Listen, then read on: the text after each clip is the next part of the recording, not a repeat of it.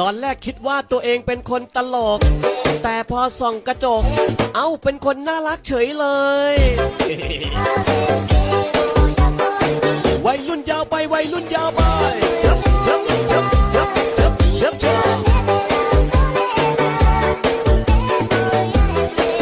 เขาบอกว่าเป็นคนตลกแต่ก็ไม่ตลอดแต่ว่าความน่ากอดตลอดเวลานะจ๊ะยกไว้ยกไว้